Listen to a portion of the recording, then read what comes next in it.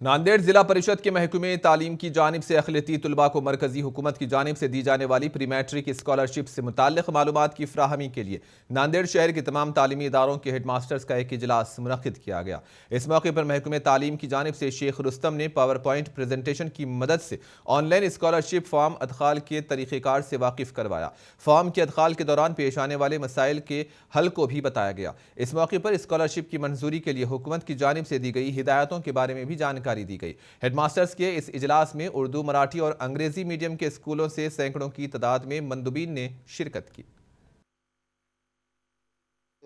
को अल्पसंख्यक शिष्यवृत्ति के बारे में और जो भी हमारे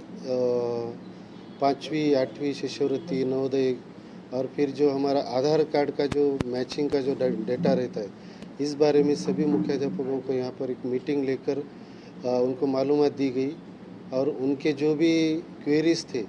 उनका भी समाधान यहाँ पर किया गया ताकि ये ज़्यादा से ज़्यादा बच्चों को इसका फ़ायदा मिले या फिर ये ज़्यादा से ज़्यादा बच्चों तक ये जो भी हमारे गवर्नमेंट की योजना है ये पहुँचने के लिए ये प्रयास किया जा रहा है। फॉर्म भरने का जो सिलसिला 20 जुलाई 2022 से शुरू हो चुका है, उसके बारे में पीपीटी के द्वारा डिटेल में बताया गया है।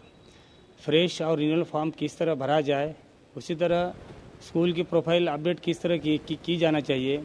और जो भी उनकी क्यूरीज हैं, उनकी जो प्रॉब्लम आते हैं काम करते समय, उसके बारे में भी उनको डिटेल में बताया गया है। रिन्यूअल का टारगेट इस साल माशाल्लाह 58,995 हो चुका है, यानी कि पिछले साल हमने जो फॉर्म भरे थे उसमें से 58,995 बच्चों के अकाउंट पर स्कॉलरशिप की अमाउंट जमा हो चुकी है और इसके लिए हमने